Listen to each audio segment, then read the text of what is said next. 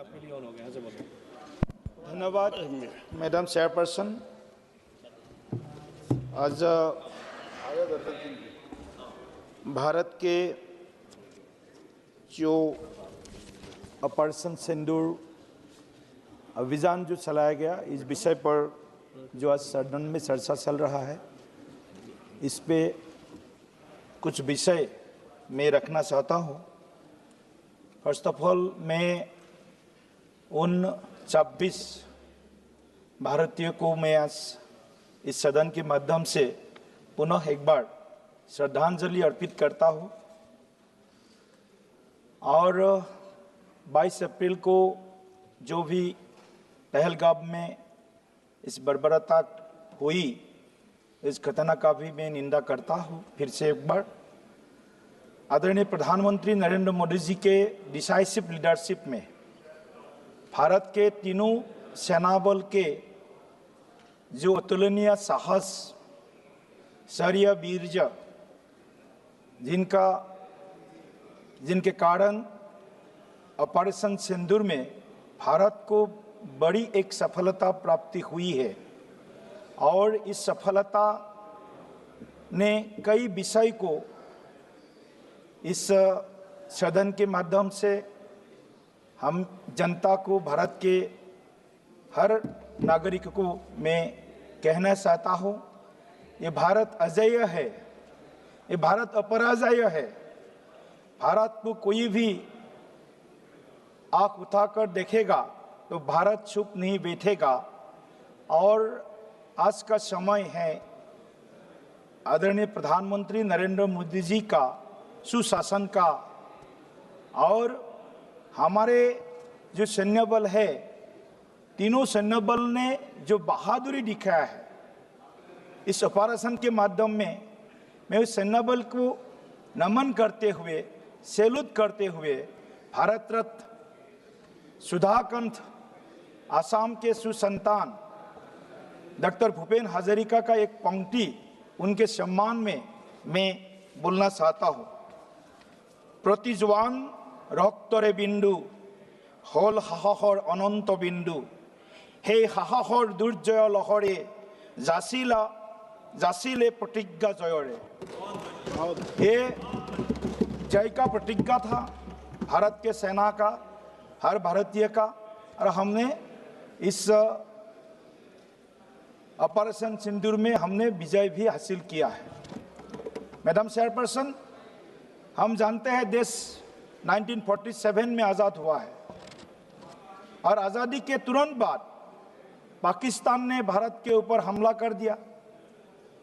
1947-48, उसके बाद 1965, उसके बाद 1971, उसके बाद 1999, और अभी 2025 में ऑपरेशन सिंदूर।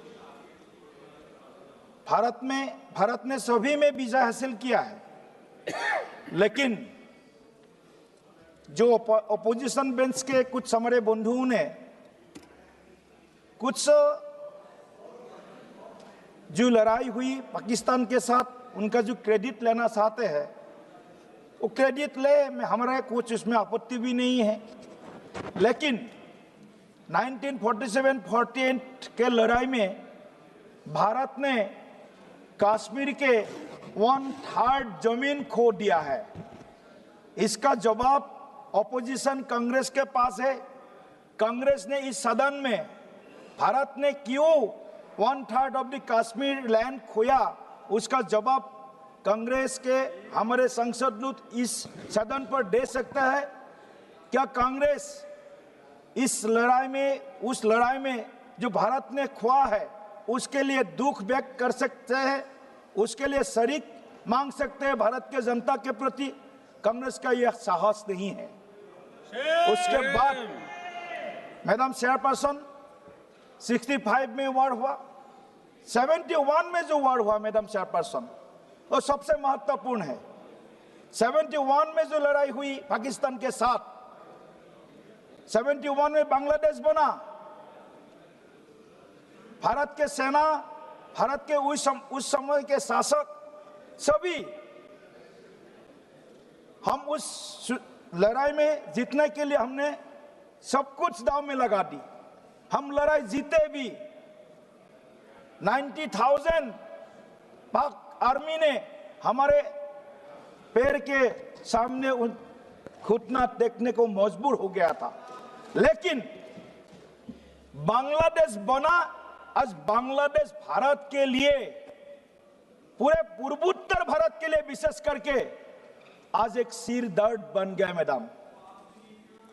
आज बांग्लादेश 71 के बाद पूरे भारत, विशेष करके पूर्वोत्तर, असम, मेघालय, वेस्ट बंगाल, बिहार जैसे प्रदेशों में बांग्लादेशी घुसपैठियों के कारण आज वहां के डेमोग्राफी को भारी एक परिवर्तन, एक बड़ा एक डेमोग्राफिक सेंस हो रहा है।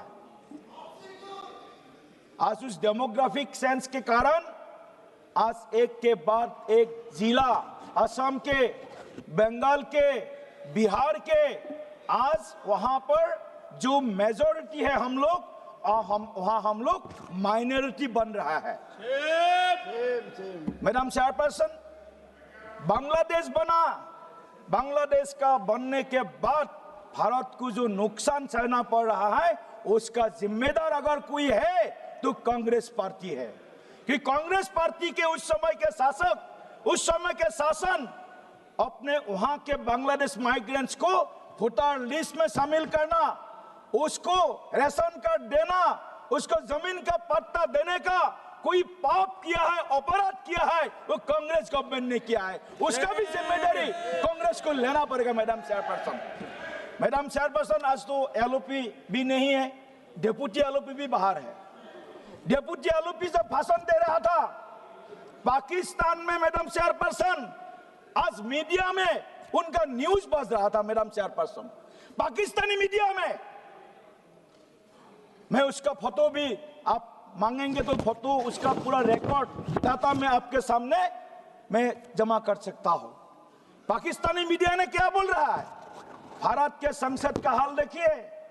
भारत के संसदों ने भारत के जो प्रधानमंत्री, भारत के जो सामरिक जो शक्ति है, उसके खिलाफ, उसके विरोध में या उसको नकारने का जो प्रयास आज हमारे ही विरोधी दल के सांसद यह कर रहा है, क्या मैडम चेयरपर्सन ये देश के लिए दुख का विषय नहीं है? ये देश के लिए सोचने का विषय नहीं है? पाकिस्तान के मीडिया में हमारे देश का संसद में आज क्या हो रहा है, संसद का वक्तव्य क्या दे रहा है, आज हमारे डेप्यूटी एलओपी बड़ा भाषण देकर के गया है। लेकिन मैं डेप्यूटी एलओपी को बोलना चाहता हूं, उस डेप्यूटी एलओपी का भी विरोध में असम गवर्नमेंट में स्पेशल टास्क फोर्स एसआईटी का गठन कर चुका है। किस लिए? मैडम चेयरपर्सन, एक डेप्यूटी एलओपी का, उनका जो मैं आज बोलना नहीं चाहिए लेकिन बोलना पड़ेगा क्योंकि एसआईटी बनाई है इस कारण के लिए। मैं तथ्य के आधार पर बोल सकता हूं मैं, मैडम चेयरपर्सन, इस डेप्यूटी एलओपी कांग्रेस पार्टी का आज उनके खिलाफ जो एसआईटी गठन किया असम गवर्नमेंट ने, उसका भी परिणाम आएगा 10 सितंबर को। मैडम साहब, हाउस को ऑर्डर में लाइए, ऐसा नहीं चलेगा। वो भाषण झाड़ के चला गया, हम तो उनका सुना पूरा, हमने उनको पूरा सुना। ये डबल स्टैंडर्ड नहीं चलेगा, ये डबल स्टैंडर्ड नहीं चलेगा। मेरा हाउस को ऑर्डर में लाइए, पहले हाउस को ऑर्डर में लाइए। ये कोई मैं गवर्नमेंट का इनिशिएटिव के बारे में बोल रहा हूँ, गवर्नमेंट इनिशिएटिव के बारे में बोल रहा हूँ। मैडम चेयरपर्सन, दिया जाएगा कार्रवाई से। मैडम चेयरपर्सन, ये लोग को मिर्ची लगेगा, मिर्ची जरूर लगेगा। जो सत्य पे है, जो सत्य बोलता है, वो उनको सहन नहीं होता है। जो सच है उसको हजम नहीं होता कांग्रेस पार्टी को। देखिए, ये सब विषय जो है मैडम चेयरपर्सन, इनको हजम करना है। मैडम चेयरपर्सन, मैं फिर से एक बार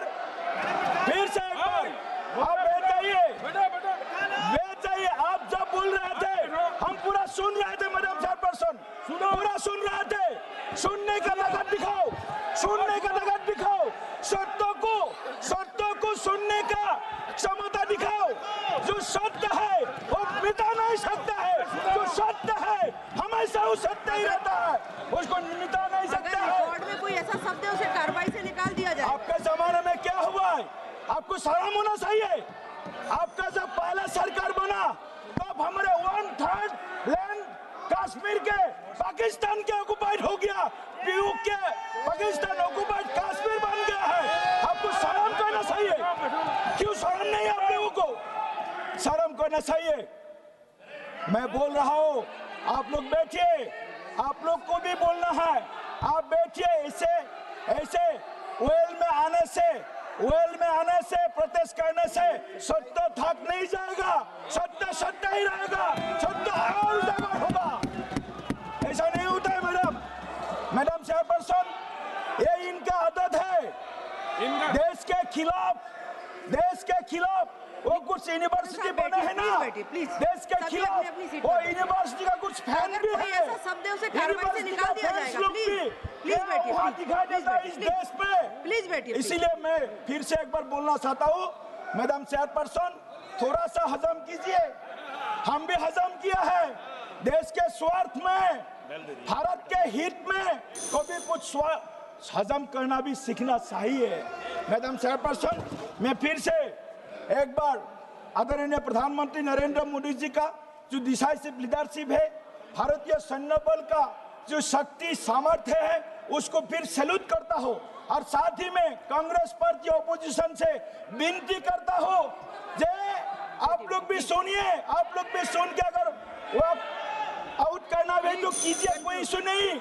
जो पाकिस्तान ऑक्युपाइड कश्मीर है वो जल्दी भारत का हिस्सा बनेगा, काम सुन के सीख लो, वो जल्दी बनेगा भारत का हिस्सा। आपको भारत को टुकड़ा करने का आपका मंशा है, उस मंशा को भाजपा नरेंद्र मोदी सरकार कभी वास्तव में इसको स्वीकार नहीं करेगा।